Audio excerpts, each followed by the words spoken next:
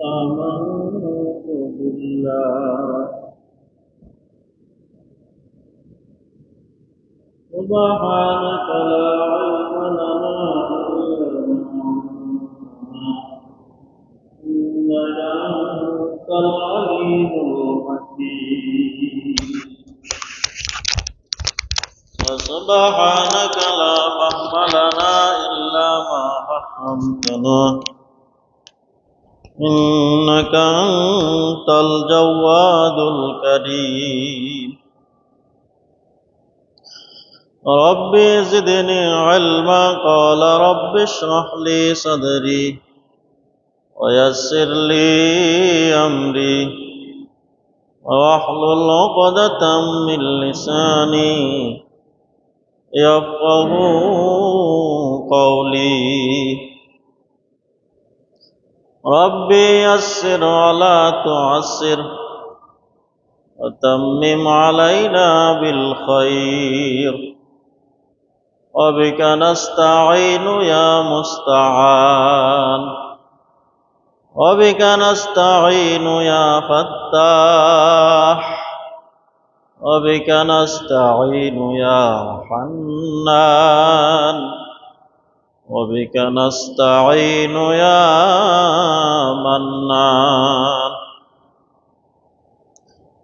وبك نستعين يا أرحم الراحمين وبك نستعين يا ذا الجلال والإكرام উপস্থিত মুআজ্জাজ হাজিরিন, সম্মানিত মুসল্লিয়ান کرام, আমরা সর্বপ্রথম সে মহান রব্বে আরশে কারীমের শুকরিয়া আদায় করব যে মহান রব্বে আরশে কারীম দীর্ঘ একটি সপ্তাহ পরে আবারও জুমার মসজিদে আসার বসার, কিছু কথা বলার, শোনার, বোঝার, আমল করার, হৃদয়ঙ্গম করার, উপলব্ধি করার তৌফিকটুকু দান করেছেন, করবেন। সেজন্য আল্লাহ সুবহানাহু ওয়া তাআলার শুকরিয়াকে আদায় করার লক্ষ্যে বিনয় অবনত হয়ে শ্রদ্ধাজনিত চিত্তে হৃদয়ের সবটুকুন আবেগ, অনুভূতি, ভালোবাসা, উচ্ছ্বাসকে উজাড় করে বলি আলহামদুলিল্লাহ। আল্লাহ সুবহানাহু ওয়া তাআলার অপার করুণা, স্নেহ, মায়া, ভালোবাসা, মোহাব্বত আমাদের উপর আছে বিদায় আমাদের মতো নালায়েক, নগণ্য, অদম, পাপিষ্ঠ গোলামদেরকে তাহার মহান করে সর্বাগ্যে নিয়ে এসছেন। আল্লাহ চাহে তো এই সংক্ষিপ্ত পরিসরে আমরা সূরাতুল হুজুরাত থেকে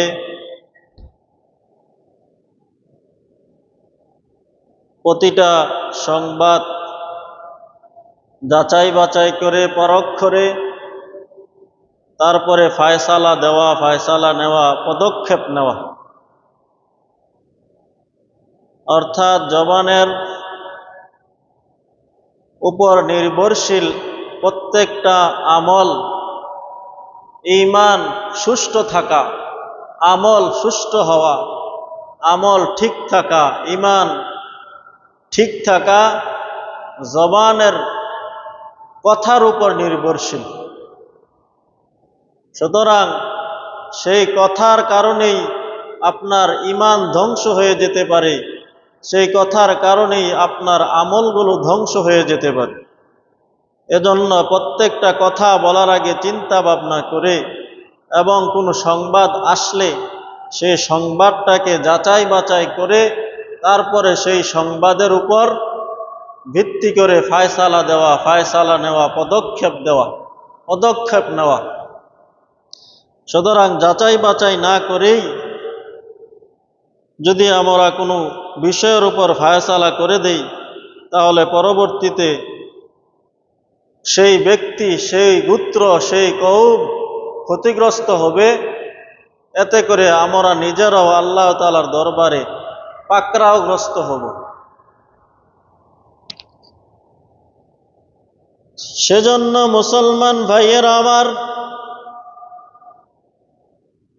যে কোনো সংবাদ কানে আসলেই সেই সংবাদের উপর ফয়সালা করা যাবে না। সেই সংবাদটা শোনার সাথে সাথেই সেটা মানুষের কাছে প্রচার প্রসার করা যাবে না। সেই সংবাদটা যাচাই বাছাই করতে হবে। সংবাদটা যাকে তাকে বলা যাবে না। সংবাদটা বলতে হবে ওই সমস্ত লোকদেরকে যারা ওই সংবাদকে যাচাই বাছাই করতে পারে। ক্ষমতাসীনদের কাছে সেই সংবাদটা বলতে হবে, বুদ্ধিমানদের কাছে সেই সংবাদটা বলতে হবে, যাতে করে সেই সংবাদটা সত্য কি মিথ্যা, সংবাদটা কি ধরনের, এটা যাচাই বাছাই করে তারপরে বুদ্ধিমানরা, ক্ষমতাধররা, ক্ষমতাসীনেরা ওই কথার উপর, ওই সংবাদের উপর ফায়সালা করতে পারি। সূরা হুজুরাতের ৬ নং আয়াতের মধ্যে আল্লাহ তাআলা এই কথাগুলোই বলেছেন। এই আয়াতের তাফসীরের ক্ষেত্রে তাফসীর করতে গিয়ে আল্লামা তাকি উসমানী দামাত বারাকাতুহুম ইসলাহি খুতুবাতের মধ্যে তিনি সূরাতুন নিসার ৮৩ নং আয়াতকে নিয়ে আসলেন। সেই ৮৩ নং আয়াতের মধ্যে আল্লাহ তাআলা আরো সুস্পষ্টভাবে এই বিষয়টাকে খুল্লুম খোলা করেছেন, এই বিষয়টাকে আরো স্পষ্ট করেছেন। আল্লাহ তাআলা বলেন, وَإِذَا جَاءَهُمْ أَمْرٌ مِّنَ الْأَمْنِ أَوِ الْخَوْفِ أَذَاعُوا بِهِ وَلَوْ رَدُّوهُ إِلَى الرَّسُولِ وَإِلَى أُولِي الْأَمْرِ مِنْهُمْ لَعَلِمَهُ الَّذِينَ يَسْتَنبِطُونَهُ مِنْهُمْ। মুসলমান ভাইয়েরা আমার, আল্লাহ তাআলা বলেন, ওয়াইদা জাআহুম আমরুম মিনাল আমনি আবিল খাউফি আযাউ বিহি, যখন তাদের নিকট কোনো নিরাপত্তার, শান্তির সংবাদ পৌঁছে, যখন তাদের নিকট কোনো নিরাপত্তার, শান্তির সংবাদ আসে, আবিল খাউফি অথবা সংখ্যার ভয়ের কোনো সংবাদ আসে, আযাউ বিহি মুনাফিকরা সেই সংবাদকে প্রচার প্রসার করে দেয়। তারা এই কথাটাকে, শান্তির সংবাদটা অথবা ভয়ের সংবাদটাকে তারা মানুষের কাছে প্রচার করে দেয়, প্রসার করে দেয়। অথচ আল্লাহ তাআলা বলেন, ওয়ালাউ রাদ্দুহু ইলার রাসূলি ওয়া ইলা উলিল আমরি মিনহুম লাআলিমাহুল্লাযীনা ইস্তানবিতুনাহু মিনহুম। তারা যদি সেই সংবাদটাকে সাধারণ মানুষের কাছে প্রচার না করে আল্লাহ তাআলার রাসূলের কাছে নিয়ে আসতেন, ওয়ালাউ রাদ্দুহু, যদি তারা সেই সংবাদটাকে নিয়ে আসতেন, ইলার রাসূলি, ফিরাইয়া নিয়ে আসতেন, আল্লাহ তাআলার রাসূলের কাছে পৌঁছে দিতেন, ওয়াইলা উলিল আমরি মিনহুম, অথবা তাদের মধ্য থেকে যারা বুদ্ধিমান, ক্ষমতাধর, ক্ষমতাসীন, লাআলিমাহুল্লাযীনা ইস্তানবিতুনাহু মিনহুম, সেই সংবাদটাকে যদি তারা আল্লাহ তাআলার রাসূলের কাছে নিয়ে আসতেন, অথবা সেই সংবাদটাকে যদি তারা ক্ষমতাসীনদের কাছে গিয়ে পৌঁছাতেন, বুদ্ধিমানদের নিকট পৌঁছাতেন, তাহলে সেই বুদ্ধিমান লোকেরা লাআলিমাহুল্লাযীনা ইস্তানবিতুনাহু মিনহুম, সুতরাং এই সংবাদ থেকে তারা সত্য কথাটাকে বের করে নিয়ে আসতে পারতেন। যারা বুদ্ধিমান, যারা ক্ষমতাসীন, যারা সমাজের নেতৃস্থানীয় লোক, সেই সকল লোকদের কাছে যদি ওই মুনাফিকেরা কম ইমানদার, কম জোরের ইমানদার লোকেরা যদি সমাজের বুদ্ধিমান লোকদের কাছে সেই সংবাদটা পৌঁছাতো, তাহলে সেই বুদ্ধিমান লোকেরা এই সংবাদটা থেকে সত্য মিথ্যা বের করতে পারত। আলিমাহুল্লাযীনা ইস্তানবিতুনাহু মিনহুম, তারা সেই সংবাদটা থেকে সত্য মিথ্যা ইস্তেমবাদ করতে পারত, ইস্তেখরাজ করতে পারত, বের করতে পারত। তারা সংবাদটা শুনে বুঝতে পারত, আরে এই সংবাদটা তো সত্য, অথবা তারা সেই সংবাদটা শুনেই বুঝতে পারত এই সংবাদটা তো মিথ্যা, অথবা তারা বুঝতে পারত যেই ব্যক্তির নামে এই সংবাদটা, সে যেই ব্যক্তির জন্য, যেই ব্যক্তির থেকে এই সংবাদটা নিয়ে এসেছে সে সত্যবাদী নয়, অথবা যে ব্যক্তির কথা বলছে ওই ব্যক্তিটা এই ঘটনাটা ঘটিয়েছে, এই খারাপ কাজটা করেছে, এই মন্দ কাজটা করেছে, এই ব্যক্তি এই মন্দ কাজটা করতে পারে না। ওই সমাজের বুদ্ধিমান লোকেরা বুঝে ফেলতে পারত, কিন্তু না, ওই মুনাফিকেরা কি করে, একটা সংবাদ ভালো হোক অথবা মন্দ হোক, নিরাপত্তার হোক অথবা দেশবিরোধী হোক, খারাপ হোক অথবা ভালো হোক, সেই সংবাদটা সে সাথে সাথে এটার মধ্যে আরো লবণ মরিচ মিলিয়ে, যতটুকু শুনছে এটার সাথে আরো মিলিয়ে সে সেই সংবাদটাকে মানুষের কাছে প্রচার করতে থাকে, এবং সে খুঁজতে থাকে যে সমাজের মধ্যে কোন ব্যক্তিটা আছে যে তার কাছে এই সংবাদটা পৌঁছালে সে এরকম ভাবে 1 ঘন্টার মধ্যে, দিনের মধ্যেই সে সমস্ত এলাকা করতে পারবে, এমন লোককে সে খোঁজে। মুনাফিক লোকটা সেই সংবাদটার মধ্যে আরো লবণ মরিচ মিলিয়ে, সেই সংবাদটার মধ্যে আরো বাড়িয়ে কমিয়ে, সেই ব্যক্তি এমন লোককে খোঁজে যার কাছে বললে সে সমস্ত এলাকা করতে পারবে, ওই ব্যক্তিকে গিয়ে বলে, আর ওই ব্যক্তিটা ওই কথাটাকে সমস্ত এলাকার মধ্যে ছড়িয়ে দেয়।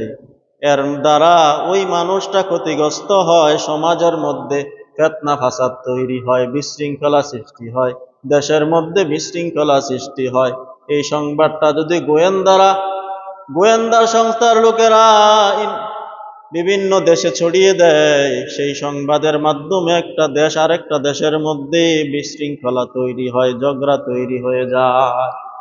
এই জন্য মুসলমান ভাইয়েরা আমার, আল্লাহ তাআলা এখানে আমাদেরকে নির্দেশ দিলেন, যখন কারো কাছে কোনো সংবাদ, শান্তির সংবাদ অথবা ভয়ের সংবাদ, ভালো সংবাদ অথবা খারাপ সংবাদ যদি পৌঁছে, সেই সংবাদটা যার কাছে পৌঁছলো সে এরকম ভাবে আমানতদার ব্যক্তিদের কাছে ওই সংবাদটা পৌঁছাবে।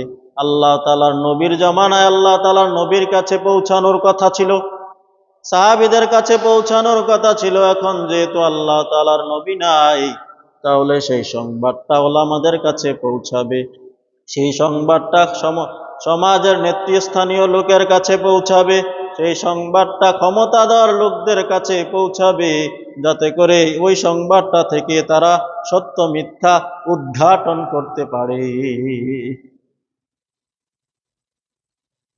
তাহলে মুসলমান ভাইয়েরা আমার, প্রত্যেকটা সংবাদ যাচাই করে দেখতে হবে। মুসলমান ভাইয়েরা আমার, আলোচনা চলতেছিল যে প্রত্যেকটা সংবাদ যাচাই করতে হবে। এই জবান আল্লাহ তাআলার বড় নিয়ামত, এই জবান দ্বারা যে কোনো কথাই বলা যাবে না, এই জবানের হেফাজত করতে হবে। আল্লাহ তাআলার হাবিব বলেন, মান সালিমাল মুসলিমুনা মিন লিসানিহি ওয়া ইয়াদিহি, সেই প্রকৃত মুমিন, সেই প্রকৃত মুসলমান যার হাত এবং মুখ থেকে, যার জবান এবং হাত থেকে অপর মুসলমান নিরাপদ থাকে। এই হাদিসটা আমরা গত জুমার আগের জুমায় বলেছিলাম, কিন্তু ব্যাখ্যাটা বলি নাই। তাহলে আল্লাহ তাআলার হাবিব বলেছেন যে যার মুখ এবং হাত অপর মুসলমান তার মুখ এবং হাতের কষ্ট থেকে নিরাপদ থাকে, সেই প্রকৃত মুমিন, সেই প্রকৃত মুসলিম। আল মুসলিমুনা মান সালিমাল মুসলিমুনা মিন লিসানিহি ওয়া ইয়াদিহি। আল্লাহ তাআলার হাবিব প্রথমে জিহ্বার কথা এনেছেন, জবানের কথা এনেছেন, তারপরে হাতের কথা এনেছেন। প্রথমে আল্লাহ তাআলার হাবিব হাতের কথা, জবানের কথা আনলেন কেন? দ্বিতীয়তে হাতের কথা আনলেন কেন? মুহাদ্দিসিনে কেরাম বলেন যে আল্লাহ তাআলার হাবিব প্রথমে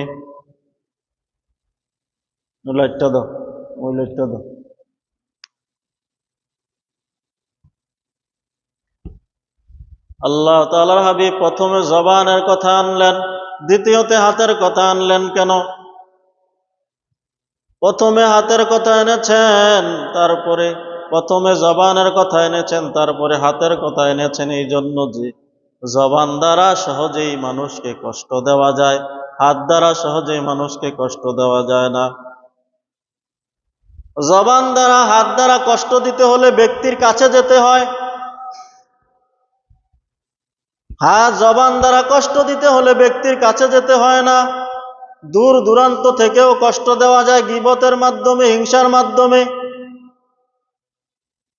ব্যক্তি আছে সৌদি আরবে, যে গীবত করতেছে সে আছে বাংলাদেশে, সে বাংলাদেশ থেকে ওই সৌদি আরবওয়ালা ব্যক্তি গীবত করতে পারে, কিন্তু হাত দ্বারা কষ্ট দিতে হলে ওই ব্যক্তিকে, বাংলাদেশের ব্যক্তিকে সৌদি আরবে যেতে হবে।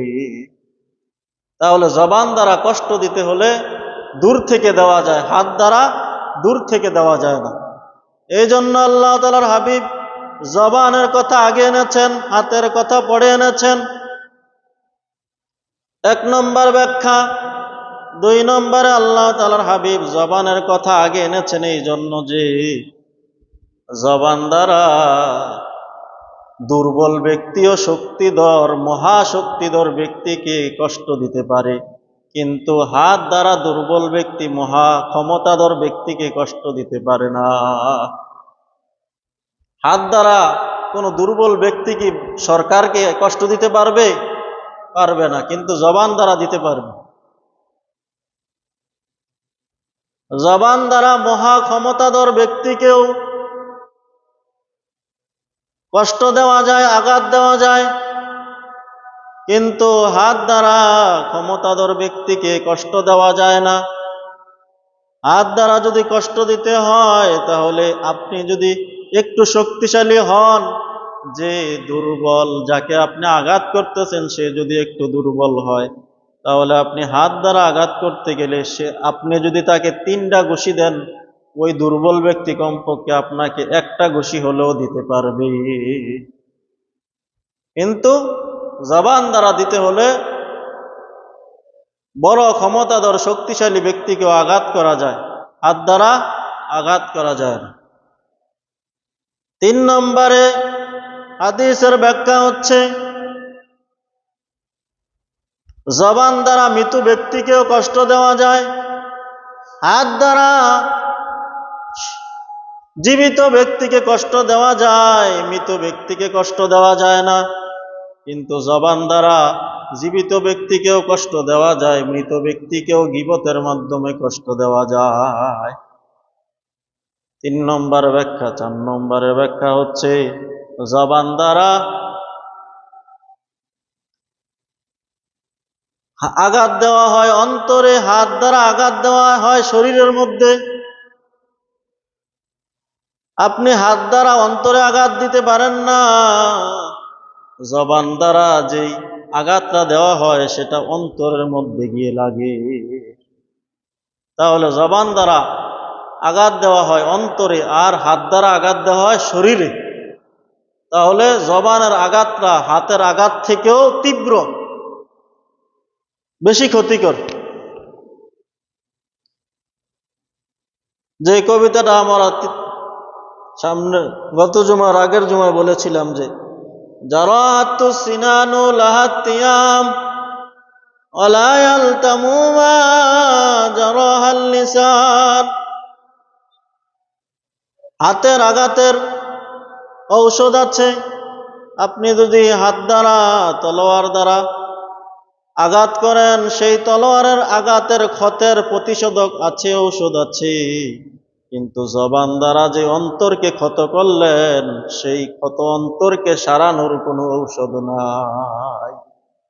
এই জন্য আল্লাহ তাআলার হাবিব সাইয়্যিদুনা আকায়ে নামদার তাজদারে মদিনা হযরত মুহাম্মদ মুস্তাফা আহমদ মুজতবা সাল্লাল্লাহু আলাইহি ওয়াসাল্লাম জবানের কথা আগে এনেছেন, হাতের কথা পরে এনেছেন, দ্বিতীয়তে এনেছেন। যেহেতু জবানের আঘাতটা বড় শক্তিশালী, বড় ক্ষতিকর, বড়ই ক্ষতিকর, এই জন্য জবানের কথা আগে এনেছেন। আল্লাহ তাআলার হাবিব হাদিসের মধ্যে বলেছেন, তিরমিজি শরীফের হাদিসের মধ্যে এসেছে, আল্লাহ তাআলার হাবিব বলেন, প্রত্যেক সকালে যখন বান্দা ঘুম থেকে ওঠে, তখন জবানকে উদ্দেশ্য করে সব অঙ্গ প্রত্যঙ্গ তাকে উদ্দেশ্য করে বলতে থাকে, হে জবান, ইত্তাকিল্লাহ ফিনা,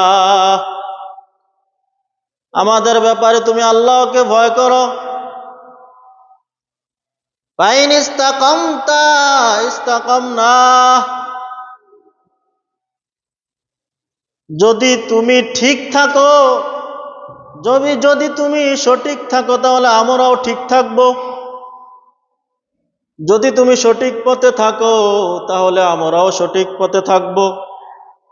এই জন্য প্রত্যেকটা অঙ্গ প্রত্যঙ্গ প্রত্যেক দিন সকালে জিহ্বাকে, জবানকে সম্বোধন করে বলেন, হে জবান, তুমি ঠিক হয়ে যাও, তাহলে আমরাও ঠিক থাকবো। ইত্তাকিল্লাহ, আল্লাহকে ভয় করো, ফিনা, আমাদের ব্যাপারে।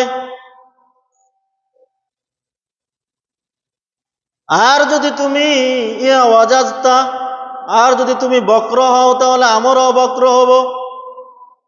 তো তুমি ঠিক থাকলে আমরাও ঠিক থাকবো, তুমি বক্র হলে আমরাও বক্র হব। সুতরাং তুমি সঠিক পথে চলো, তাহলে আমরাও সঠিক থাকব। বুখারী শরীফের হাদিসের মধ্যে এসেছে, আল্লাহ তাআলার হাবিব বলেন, মানুষ তার জবান দ্বারা এমন কথা বলে, যে কথার দ্বারা আল্লাহ তাআলা তার উপর পরিপূর্ণ সন্তুষ্ট হয়ে যায়। আবার মানুষ তার জবান দ্বারা এমন কথা বলে ফেলে, যেই কথার কারণে সেই ব্যক্তিটা জাহান্নামের অনেক অনেক গভীরে চলে যায়। মানুষ এমন কথা বলে, যার দ্বারা যেই কথাটার মাধ্যমে আল্লাহ তাআলা তার উপর পরিপূর্ণ সন্তুষ্ট হয়ে যান। আবার এমন কথা তার মুখ দ্বারা বের হয়ে আসে, যে কথার মাধ্যমে সে পরিপূর্ণ জাহান্নামের অনেক অনেক গভীরে সে পৌঁছে যায়। এই জন্য কথা বলার আগে চিন্তা করতে হবে। কথা বলা যদি রূপা হয়, তাহলে চুপ থাকা হবে স্বর্ণ। চুপ থাকার এত দাম। এই জন্য মুসলমান ভাইয়েরা আমার, জবানকে হেফাজত করতে হবে। কথা চার প্রকার। ইহইয়াউল উলুমুল কিতাবের মধ্যে আল্লামা ইমাম গাযালী রাহমাতুল্লাহি আলাইহি বলেন, কথা চার প্রকার। এক নম্বরের কথা হচ্ছে, যে কথার মধ্যে শুধু ক্ষতি আর ক্ষতি, কোনো উপকার নাই। এই ধরনের কথা থেকে সম্পূর্ণ নিজেকে বিরত রাখতে হবে। দুই নম্বরের কথা হচ্ছে, যে কথার মধ্যে উপকারী উপকার, কোনো ক্ষতি নাই, সেই ধরনের কথা বলতে হবে। সেই ধরনের কথা যেমন জিকির, তাসবিহ, ইস্তেগফার, কোরআন তেলাওয়াত, নামাজের মধ্যে কোরআন তেলাওয়াত, মানুষকে আল্লাহ তাআলার দিকে ডাকা। ওয়ালতাকুম মিনকুম উম্মাতুন ইয়াদউনা ইলাল খায়র ওয়া মান আহসানু কাওলাম মিম্মান দাআ ইলাল্লাহ ওয়া আমিলা সালিহান ওয়া ক্বালা ইন্নানী মিনাল মুসলিমিন। উদউ ইলা সাবিলি রাব্বিকা বিল হিকমাতি ওয়াল মাউইযাতিল হাসানাহ ওয়াজাদিলহুম বিল্লাতী হিয়া আহসান। এই ধরনের কথা বলতেই হবে, বেশি বেশি বলতে হবে। সুতরাং ভালো কথা বলতে হবে। তাহলে 1 নম্বর কথা, যেই কথার মধ্যে শুধু ক্ষতি আর ক্ষতি, বিরত থাকতে হবে। 2 নম্বর কথা, যেই কথার মধ্যে উপকারী উপকার, বলতে হবে, চালিয়ে যেতে হবে। 3 নম্বর কথা, যেই কথার মধ্যে উপকারও আছে ক্ষতিও আছে, সন্দিহান, এটা থেকেও বিরত থাকতে হবে। 4 নম্বর কথা, যেই কথার মধ্যে উপকারও নাই ক্ষতিও নাই, সেটা হচ্ছে লগ্ব, অনর্থক কথা। যেমন আমরা 2-4 জন বসে গল্পগুজব করতে থাকি, ওই কথার মধ্যে কোনো ফায়দা নাই, এমনি সময় কাটানো। ঘন্টার পর ঘন্টা বন্ধু বান্ধব বসলে অহেতুক অযথা অনর্থক লগ্ব কথা বলে সেই ঘন্টার পর ঘন্টা শেষ করে দেয়। তাহলে এই ধরনের কথা থেকেও বেঁচে থাকতে হবে। এই 3 ধরনের কথা থেকে প্রথম 2 নম্বর কথা, যেটার মধ্যে উপকারী উপকার, সেই কথাগুলোই আমাদেরকে বলতে হবে। যে কথাগুলো বলার জন্য আল্লাহ তাআলা কোরআনের আয়াতগুলোর মধ্যে বলেছে, যে আয়াতগুলো আমরা পড়লাম। সুতরাং মুসলমান ভাইয়েরা আমার, তাহলে এই সমস্ত কথা থেকে আমাদেরকে বিরত থাকতে হবে। কি কি কথা থেকে আমাদের জবানকে হেফাজত করতে হবে, আমরা এগুলো যেগুলো মনে হয়েছে সেগুলো আমরা সংগ্রহ করছি। তাহলে মুসলমান ভাইরা আমার, জবানকে হেফাজত করতে হবে, বিরত রাখতে হবে। মিথ্যা কথা থেকে জবানকে হেফাজত করতে হবে, মিথ্যা সাক্ষ্য থেকে জবানকে হেফাজত করতে হবে, মিথ্যা ওয়াদা থেকে জবানকে হেফাজত করতে হবে, মিথ্যা কসম বা শপথ থেকে জবানকে হেফাজত করতে হবে। এই জবানের দ্বারা ক্রোধ হওয়া, রাগ হওয়া থেকে জবানকে হেফাজত করতে হবে। ভুল থেকে জবানকে হেফাজত করতে হবে, যে আমি অন্য মনস্কের কারণে বারবার ভুল করা, এই ভুল থেকে নিজের জবানকে হেফাজত করতে হবে। রিয়া থেকে, যে কোনো কাজ বললাম, কথা বললাম মানুষকে দেখানোর জন্য, সেই কথা থেকে নিজেকে বিরত রাখতে হবে। কপটতা থেকে নিজেকে বিরত রাখতে হবে। নির্লজ্জ কথা থেকে নিজেকে বিরত রাখতে হবে। কথা কাটাকাটি করা থেকে নিজেকে বিরত রাখতে হবে। আত্মপ্রশংসা, নিজের প্রশংসা করার কথা, এই সমস্ত কথা থেকে নিজেকে বিরত রাখতে হবে। একটা কথার একটু আছে, এটাকে বাড়িয়ে বলা থেকে নিজেকে বিরত রাখতে হবে। কমিয়ে বলা থেকে নিজেকে বিরত রাখতে হবে।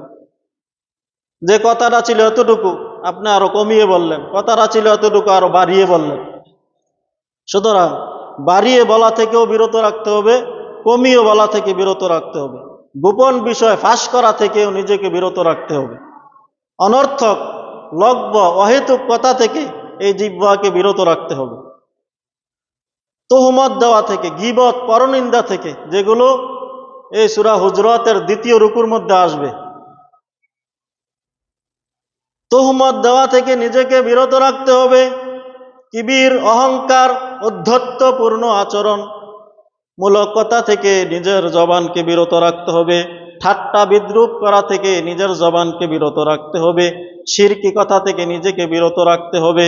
বেদাতি কথা থেকে নিজেকে বিরত রাখতে হবে। শরাব পান করা থেকে এই জবানকে হেফাজতে রাখতে হবে। মৃত্যু জন্তুর গোশত খাওয়া থেকে এই জবানকে হেফাজত রাখতে হবে। সুদ খাওয়া থেকে জবানকে হেফাজত করতে হবে। ঘুষ খাওয়া থেকে জবানকে হেফাজত করতে হবে। চাঁদাবাজির টাকা খাওয়া থেকে নিজের জবানকে হেফাজত করতে হবে। চুরির মাল খাওয়া থেকে, ডাকাতির মাল খাওয়া থেকে, লুণ্ঠনের মাল খাওয়া থেকে এই জবানকে হেফাজত করতে হবে। হিংসা করা থেকে এই জবানকে হেফাজত করতে হবে। চুগলখড়ি করা থেকে এই জবানকে হেফাজত করতে হবে। লানত বা অভিশাপ দেওয়া থেকে এই জবানকে হেফাজত করতে হবে। আল্লাহ তাআলার হাবিব বলেন, জাহান্নামের মধ্যে অধিকাংশ মহিলাকে আমি মেরাজের রজনীতে দেখেছি। আল্লাহ তাআলার হাবিবকে প্রশ্ন করলেন, ইয়া রাসূলুল্লাহ, ইয়া হাবিবাল্লাহ, আমরা মহিলারা কেন অধিকাংশ জাহান্নামে দেখলেন? আল্লাহ তাআলার হাবিব বলেন, তুকসিরুনাল লানা ওয়া তাকফুরুনাল আশীরা, তোমরা বেশি বেশি মানুষকে অভিশাপ দিয়ে থাকো এবং তোমরা কৃতজ্ঞতাকে ভুলে যাও। ওয়া তাকফুরুনাল আশীরা, তোমার জীবন সঙ্গিনী যে তোমাকে এত বছর সুন্দর করে চালালেন, তোমাকে সবকিছু দিলেন, একবার না আনার কারণে তুমি তার সকল কৃতজ্ঞতা ভুলে গেলে। তাহলে জবানকে লানত বা অভিশাপ থেকে বিরত রাখতে হবে, অকৃতজ্ঞতা থেকে জবানকে হেফাজতে রাখতে হবে, গালিগালাজ অশ্লীল কথা থেকে এই জবানকে বিরত রাখতে হবে। কটু কথা অর্থাৎ কথাটা শক্ত করা, নরম করে বললে, মুলায়ম করে বললে মানুষ কষ্ট পায় না, কিন্তু আপনি কঠিনভাবে বললেন, তাহলে কটু কথা থেকে এই জবানকে হেফাজতে করতে হবে। ঝগড়া ফাসাদ থেকে এই জবানকে হেফাজতে করতে হবে। আল্লাহর নাফরমানি অসন্তুষ্টির কথা বলা থেকে এই জবানকে হেফাজত করতে হবে। কদর্যতা নাপাকি কথা থেকে এই জবানকে হেফাজত করতে হবে। প্রতারণার কথা থেকে এই জবানকে হেফাজত করতে হবে। জাদুটোনা থেকে এই জবান দিয়ে জাদুটোনা করা হয়, জাদুটোনা করা থেকে এই জবানকে হেফাজত করতে হবে। ধোঁকার কথা থেকে এই জবানকে হেফাজত করতে হবে।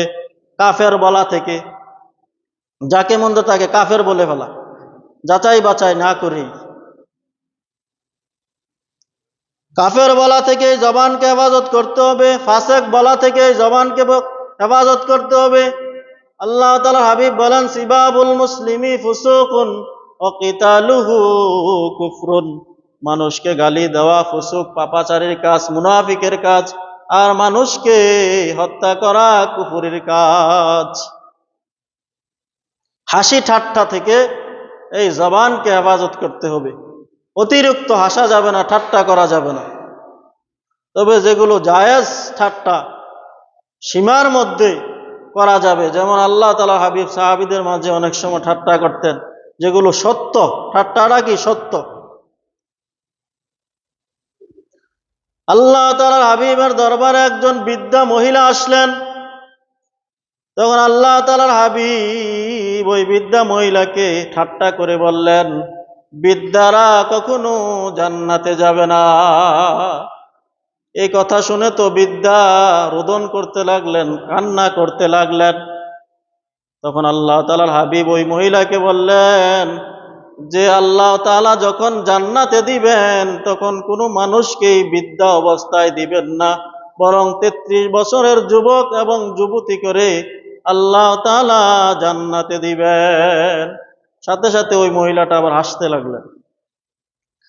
তাহলে শরীয়তের গণ্ডির মধ্যে যে ঠাট্টা, যেটা সত্য ঠাট্টা, এই ধরনের ঠাট্টা করা যাবে। সুতরাং অট্টহাসি হাসা যাবে না।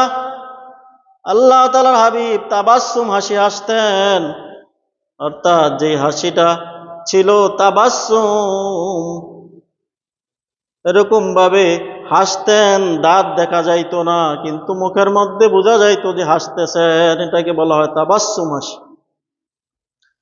তাহলে মুসলমান ভাইয়েরা আমার, এই জবানকে এই ধরনের বিষয়াবলী থেকে হেফাজত রাখতে হবে, আর উত্তম কথাগুলো বলতে হবে, জিকির জবান দ্বারা করতে হবে, মানুষকে কালিমার দিকে ডাকতে হবে, হকের পথে ডাকতে হবে, অসৎ কাজে বাধা প্রদান করতে হবে, জিকির আজকার করতে হবে, ইস্তেগফার করতে হবে, তাওবা করতে হবে, কোরআন তেলাওয়াত করতে হবে।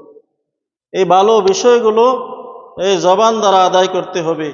আর যত খারাপ বিষয় আছে সেগুলো এই জবানকে সেগুলো থেকে হেফাজত করতে হবে, যেগুলো আমরা উল্লেখ করলাম। এই জন্য কথা যত কম বলবো ততই আমাদের জন্য নিরাপদ। যে কথাটা আমরা বলেছিলাম যে চুপ থাকা, কথা বলা যদি রূপা হয় তাহলে চুপ থাকা হবে স্বর্ণ। এজন্য কম কম কথা বলতে হবে। তাই তো কবি বলেন, কথার জন্য মানুষ হাসে, কথার জন্য কাঁদে, কথার জন্য কখনো কখনো কঠিন বিপদ বাধে। তাই অযথা অতি কথা বলতে যেও না একদম, কথা বলো কম কম, কাজ করো বেশি বেশি। অতিরিক্ত কথা যারা বলে তারা বাচাল, কথাগুলো হয় যে তখন ক্যাচাল কিংবা পেঁচাল। অল্প কথায় ভাবের প্রকাশ হয় যে অনুপম। কথা বলো কম কম, কাজ করো বেশি বেশি। কথার কারণে ভক্তি আসে, মনে জাগে মমতা। আবার বেফাস কথা বলে কেউ কয় হারায় ক্ষমতা। কথার কারণে ভক্তি আসে, মনে জাগে মমতা। আবার বেফাস কথা বলে কেউ কেউ হারায় ক্ষমতা। যেমন আমাদের খুনি হাসিনা বেফাস কথা বলে তার 2040 পর্যন্ত থাকবে, 100 সাল পর্যন্ত থাকবে। এক বেফাস কথা তার ক্ষমতা শেষ। যে মুক্তিযুদ্ধের নাতিপতিরা চাকরি পাবে, ক্ষমতা পাবে, কোঠা পাবে, নাকি রাজাকারের নাতিপতিরা পাবে, এই এক কথায় বেফাস কথায় তার 2040 পর্যন্ত ক্ষমতা থাকা ধ্বংস হয়ে গেছে। তাহলে আবার বেফাস কথা বলে কেউ কেউ হারায় ক্ষমতা। অহংকারীর কথা শুনে গা করে ছমছম। কথা বলো কম কম। রাজা কিংবা প্রজা হও না ক্ষমতাবান। আত্মসম্মান বোধ কিন্তু সবারই সমান। বিনয়ী কথাগুলো চিরদিন অতি মনোরম। তাই কথা বলো কম কম। সুতরাং মুসলমান ভাইয়েরা আমার, এই কথা বড়ই জঘন্য। এই কথার কারণে মানুষের আমলগুলো ধ্বংস হয়ে যায়, ঈমান নষ্ট হয়ে যায়। আমল যে নষ্ট হয়ে যায়, ঈমান ধ্বংস হয়ে যায়, আমরা গত জুমায়ের উদাহরণ দিয়েছি। সুতরাং আপনি সারাদিন আমল করলেন, কিন্তু বিকালবেলা একটু গীবত করলেন, একটু হিংসা করলেন, একটু মিথ্যা বললেন, একটু মিথ্যা সাক্ষ্য দিলেন, কপটতা করলেন, এর কারণে আপনার আমলগুলো বরবাদ হয়ে গেল। একটা উদাহরণ দিলে আমরা সহজে বুঝতে পারবো। একজন ব্যক্তির একটা ঘোড়া ছিল। সেই ঘোড়াটা নিয়ে সে কোনো সফরে যাইতে পারতো না। তার একটা বদ অভ্যাস ছিল। সেই বদ অভ্যাসটা কি? সেই ঘোড়াটা যখন তিনি সফরে রওনা হতেন, যখনই সে পেশাব পায়খানা করত, ওই পেশাব পায়খানাটা করার পরে সে পিছনে ফিরে ওই পেশাব পায়খানাটা শুকত। পেশাব পায়খানাটা শুকে যতটুকু আসছে, ওই শুকে আরো এতটুকু সময় কাটিয়ে দিত। এভাবে ব্যক্তিটা ওই ঘোড়া নিয়ে কোনো জায়গায় সফরে যাইতে পারতো না। যতবারই সে পেশাব পায়খানা করত, ততবারই পিছনে ফিরে সে পেশাব পায়খানা শুকে নিত। ওই ঘোড়াটার একটা বদ অভ্যাস ছিল। সুতরাং একদিন সে সফরে যাবে, সফরে যাওয়ার জরুরত হলো। কিভাবে যাবে? এই ঘোড়াটা ছাড়া তো আর ঘোড়া নাই। যখন সে সফরে রওনা দিল, দেখা গেল পিছনে আরেকজন ব্যক্তি এই পথেই সফরে যাচ্ছে। তখন সে ব্যক্তিটা বলল, ভাই, আমার ঘোড়াটার একটা বদ অভ্যাস আছে, তুমি একটা কাজ করো, আমাকে একটু সাহায্য করো, তুমি পিছনে থাকো, আমি সামনে থাকি। যখনই আমার ঘোড়াটা পেশাব পায়খানা করবে, তখন তাকে পিছনে ফিরতে দিও না, তুমি তাকে পিছনে আঘাত করবা তোমার লাঠি দ্বারা। এতে করে আমরা দ্রুত আমাদের গন্তব্যস্থলে যাইতে পারবো। ঠিকই যখন সে পেশাব পায়খানা করে পিছনে ফিরতে চায়, পিছনের ব্যক্তি তাকে এরকম ভাবে আঘাত করে ঘোড়াটাকে, সে আর তাহার পায়খানা পেশাব শুকতে পারে না। এখন সে সুন্দর তার গন্তব্যস্থলে কম সময়ে যাইতেছে। যাইতে যাইতে একটা সময় পিছনের ব্যক্তি বলল, ভাই, আমার তো অন্যদিকে যাইতে হবে, তোমার সাথে যাওয়া আমার এই পর্যন্তই সমাপ্ত, আমার অন্যদিকে যাইতে হবে, তুমি এখন তোমার পথে যাও, আমি আমার পথে যাই। যখন ওই ব্যক্তিটা চলে গেল তার ঘোড়া নিয়ে, আর ওই ঘোড়াটা সামনের দিকে যাইতে লাগলো, সে আবার পেশাব পায়খানা করলো। করার পরে সে শুকতে যখন যাবে, তখন দেখলো যে পিছন থেকে আর আঘাত আসতেছে না। তখন সে এক দৌড়ে ওই যে প্রথম যেখানে পেশাব পায়খানা করেছে ওই জায়গায় সে চলে গেল, অর্থাৎ বাড়ির কাছে চলে গেল। এক দৌড়ে বাড়ির কাছে গিয়ে সে আবার যেখানে যেখানে পেশাব পায়খানা করছে ওই সেখানে সেখানে সে শুকতে লাগলো।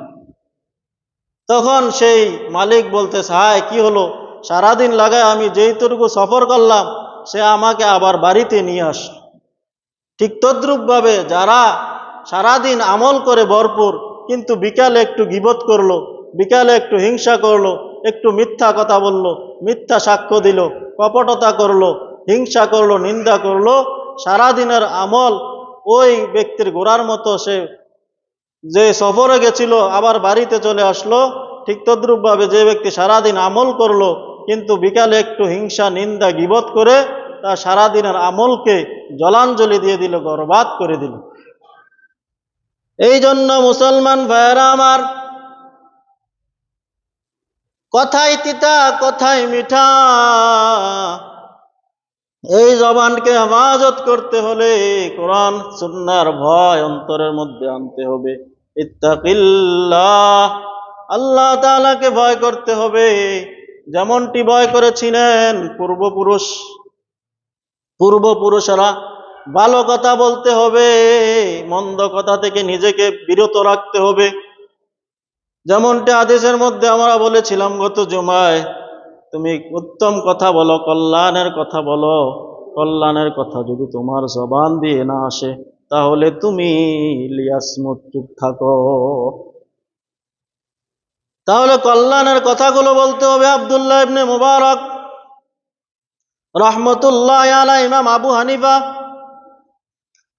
আমাদের মাযহাবের ইমাম আবু হানিফা রহমতুল্লাহ আলাইহির ছাত্রদের মধ্য থেকে অন্যতম একজন ছাত্র, প্রখ্যাত হাদিস বিশারদ আল্লামা আব্দুল্লাহ ইবনে মুবারক রহমতুল্লাহ আলাইহি হজের সফরে তিনি গেলেন। হজ থেকে ফিরার পথে দেখলেন একটা মহিলা একটা হাওদার মধ্যে তিনি বসে আছেন। আব্দুল্লাহ ইবনে মুবারক বলেন, সেই মহিলার নাম হচ্ছে রাবেয়া। আমি তাকে সালাম দিলাম, আসসালামু আলাইকুম ওয়া রাহমাতুল্লাহ। তখন সে কোরআন থেকে তেলাওয়াত করলো, সালামু কাওলাম মির রাব্বির রাহিম। সে আমার কোরআনের আয়াত থেকে সালামের উত্তর দিলেন। আমি বললাম, আম্মা জান, আপনার বাড়ি কোথায়? তখন সে কোরআনের আয়াত দিয়ে উত্তর দিলেন, সুবহানাল্লাযী আসরা বিআবদিহি লাইলাম মিনাল মাসজিদিল হারামি ইলাল মাসজিদিল আকসাল্লাযী বারাকনা হাওলাহু লিনুরিয়াহু মিন আয়াতিনা। আব্দুল্লাহ ইবনে মুবারক তিনি বললেন যে হ্যাঁ, মহিলা বুঝাইতে চেয়েছে তার বাড়ি হচ্ছে মসজিদে আকসার নিকটে, এই জন্য সে এই আয়াত পড়লেন। তখন আমি তাকে জিজ্ঞাসা করলাম, আম্মা জান, আপনি এখানে কতদিন যাবত? তখন সে কোরআনের আয়াত পড়লেন, সালাসা লায়ালিন সাওয়িয়া। আমি পরিপূর্ণ 3 দিন 3 রাত পর্যন্ত এখানে অবস্থান করতেছি। তখন আব্দুল্লাহ ইবনে মুবারক বললেন, আপনি 3 দিন 3 রাত এখানে অবস্থান করতেছেন, আপনি কোথায় থেকে খান, কোথায় থেকে পান করেন? তখন সে কোরআনের আরেকটা আয়াত পড়লেন, ওয়াল্লাযী হুয়া ইউতঈমুনি ওয়া ইয়াসকিন। তিনি সেই সত্তা যিনি মানুষকে খাওয়ান এবং পান করান। আব্দুল্লাহ ইবনে মুবারক বুঝতে পারলেন যে আম্মা জান বুঝাইতে চেয়েছেন যে তিনি 3 দিন পর্যন্ত রোজা রাখতেছেন। তখন আমি বললাম, আমার কাছে খাবার আছে, আপনি খেয়ে নেন, এটা তো নফল রোজা, এটা তো নফল রোজা, ভাঙ্গা যায়। তখন সেই মহিলা বলল, তাতাওয়া খায়রান ফা ইন্নাল্লাহা শাকিরুন আলিম। আল্লাহ তাআলার নিকট সেই ব্যক্তি উত্তম হৃদয়গ্রাহী, শুকরগুজারি, যে নফল রোজাও রাখে, ভাঙ্গে না, নফল বেশি বেশি রাখে। তখন আব্দুল্লাহ ইবনে মুবারক বুঝতে পারলেন যে আম্মাজান নফল রোজাও ভাঙবে না। তখন আমি তাকে বললাম, রমজান মাস ছাড়া আপনি তো মুসাফির অবস্থায় তো ফরজ রোজাও ভাঙ্গার অনুমতি আল্লাহ তাআলা দিয়েছেন। সুতরাং আপনি তো মুসাফির, আমার কাছে খাবার আছে, 3 দিন পর্যন্ত আপনি রোজা রাখতেছেন, খেয়ে ফেলেন। তখন সে কোরআনের আরেকটা আয়াত পড়লেন যে না, আল্লাহ তাআলার কাছে এই রোজাটার অনেক দাম। ওয়াং তাসুমু খায়রুল লাকুম ইন কুনতুম তা'লামুন, যদি তুমি রোজা না ভেঙে ফিদিয়া না দিয়ে, যেটা আল্লাহ তাআলা সূরা বাকারার 28 নং পৃষ্ঠার মধ্যে বলেন, যদি তুমি ফিদিয়া না দিয়ে, রোজার শুরুর জমানায় ফিদিয়া দেওয়ার মাধ্যমে রোজা ভাঙ্গার অনুমতি ছিল, সে বলতেছে তোমরা যদি রোজা না ভেঙে রোজা রাখো তাহলে সেটাই তোমাদের জন্য উত্তম। ওয়ান তাসুমু খায়রুল লাকুম ইন কুনতুম তা'লামুন। সুতরাং সে তো রোজা ভাঙবে না, সে রোজা রাখবে। তখন আমি বললাম, আম্মা জান, আপনি 3 দিন পর্যন্ত এখানে কেন আছেন?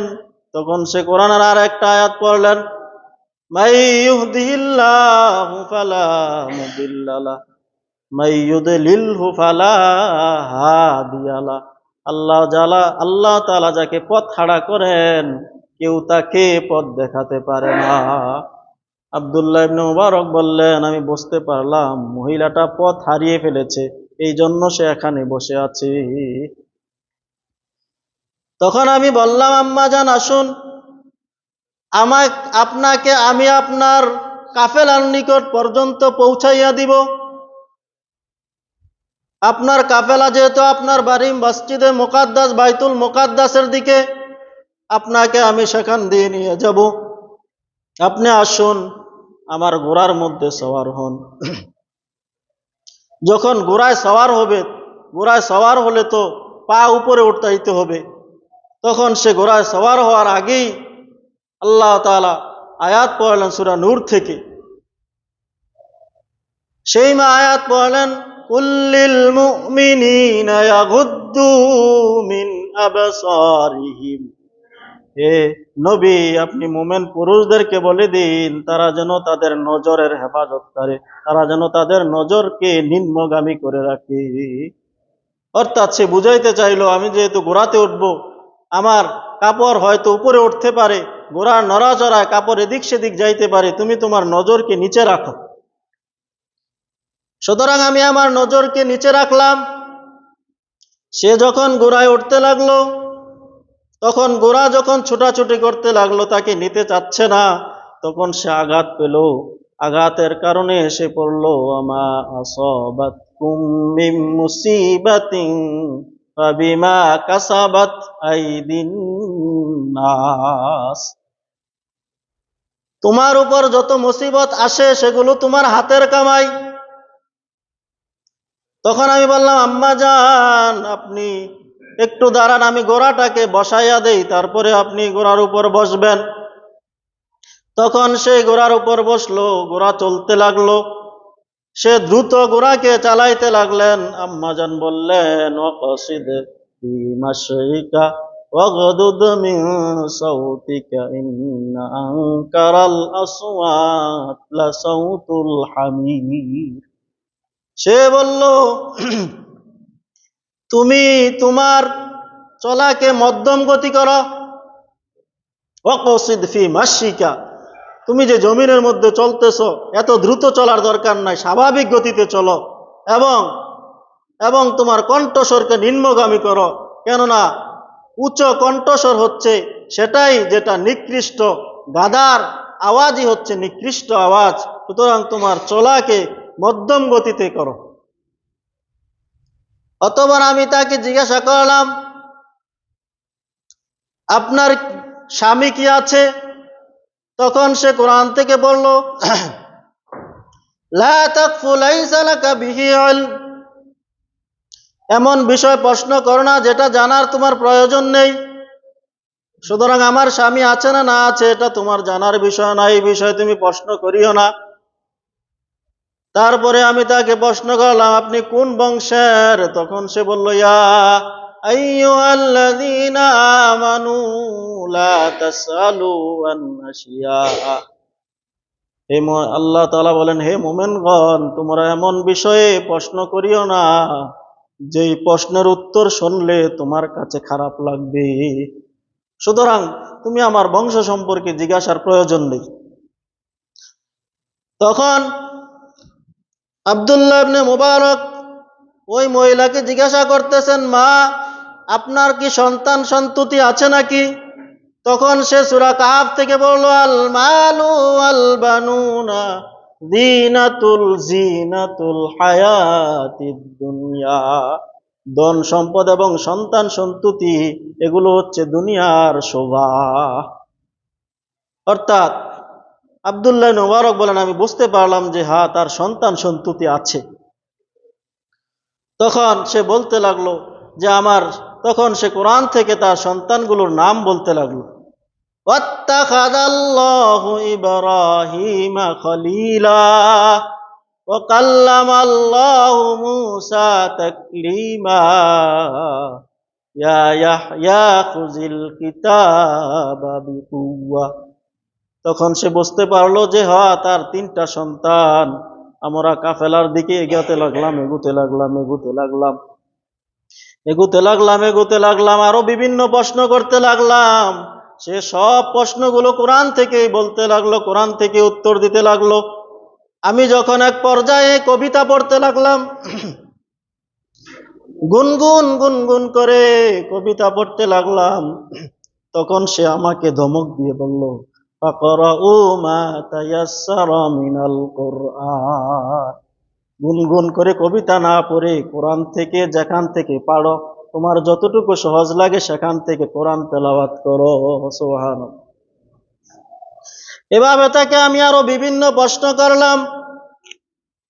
এক পর্যায়ে যখন আমি তাকে জিজ্ঞাসা করলাম যে ওই কাফেলার মধ্যে আপনার সন্তানরা কি করে, তখন সে কোরআন থেকে উত্তর দিল, আলামাতিন নাজমি ওয়া বিল ইয়াহতাদিন ওয়া আলামাতিন নাজমি হুম ইয়াহতাদুন। তারা এই কাফেলার মধ্যে তারা হচ্ছে রাহবর, তারা হচ্ছে পথ প্রদর্শক। সুবহানাল্লাহ।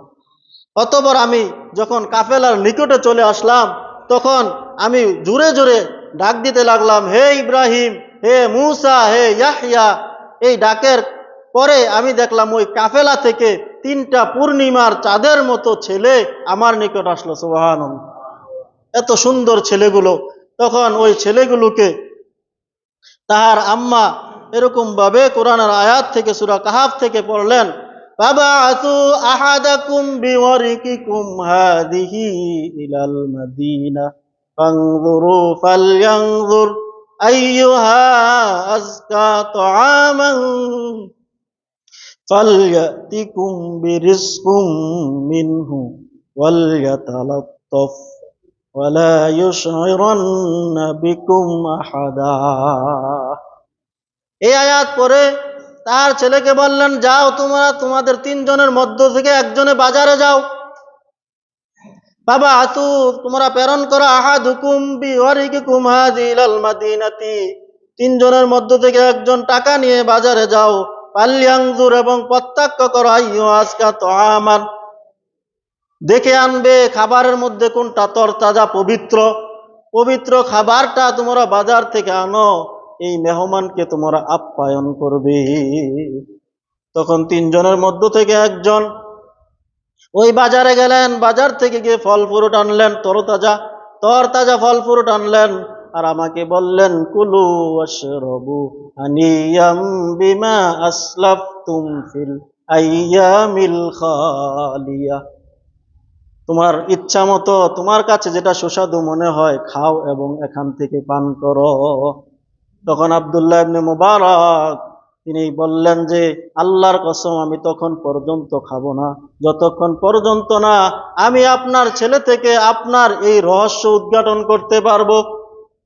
ছেলেদেরকে কসম দিয়ে বললেন যে তোমার আম্মার কাছ থেকে এই পর্যন্ত শুরু থেকে এই পর্যন্ত যতগুলো কথা বললাম, তোমার আম্মা কোনো সাধারণ কথা বলেন নাই। তোমার আম্মা কেন কোরআন থেকে সব কথা বলেন? তোমার আম্মা তো একটা কথাও কোরআনের বাইরে বলেন না। তখন সে আয়াত বলেন, মা ইয়ালফিযু মিন কাওলিন ইল্লা লাদাইহি রাকীবুন আতীদ।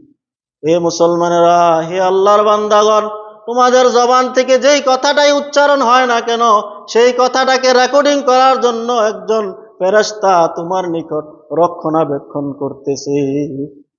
তোমার প্রত্যেকটা কথা রেকর্ডিং করতেছে ফেরেশতা। এক সময় এই আয়াতের রেকর্ডিং করার শব্দটা বিজ্ঞানীরা বুঝতো না। তারা মনে করতো রেকর্ডিং আবার কিভাবে করে, এই আয়াতটা তাদের বুঝে আসতো না, অস্বীকার করতো, অনেক কিছুকেই অস্বীকার করতো। কিন্তু আল্লাহ তাআলা তাদের মাধ্যমে এমন এমন জিনিস আবিষ্কার করলেন যে পরবর্তীতে তারা আবার ওইটাকে স্বীকার করতে বাধ্য। সুতরাং রেকর্ডিং জিনিসটা আজকে আমাদের কাছে বোঝা একদম সহজ। সুতরাং সূরা কফের মধ্যে আল্লাহ তাআলা বলেন, মা ইয়ালফিযু মিন কাওলিন ইল্লা লাদাইহি রাকীবুন আতীদ। তোমরা মুখ থেকে যেই জবানটাই যেই কথাটাই বের করো না কেন, প্রত্যেকটা কথাকেই সংরক্ষণ করার জন্য সদা প্রস্তুত রয়েছে একজন ফেরেশতা। সুতরাং তার ছেলেদেরকে বললাম যে তোমার আম্মা কেন সাধারণ কথা বলে না, কোরআন থেকে কেন কথা বলে? তখন সেই ছেলেরা বলতেছে, আমার আম্মা জান হচ্ছে কোরআনের হাফেজা, আমার আম্মা জান হচ্ছে হাদিসের আলেমা।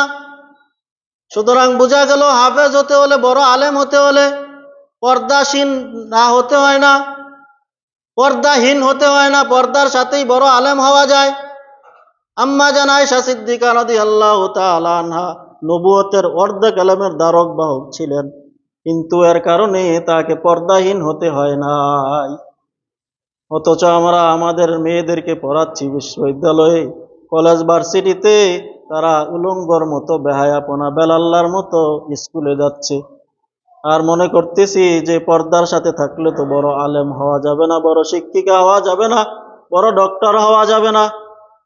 সুতরাং মুসলমান ভাইয়েরা আমার, সময় শেষের দিকে আমরা ঘটনাটা শেষ করে দিচ্ছি, একটু দেরি হচ্ছে, আমরা ক্ষমা চেয়ে নিচ্ছি। সুতরাং মুসলমান ভাইয়েরা আমার, আব্দুল্লাহ ইবনে মুবারক জিজ্ঞাসা করলেন, তোমার মা কেন সাধারণ কথা বলে না?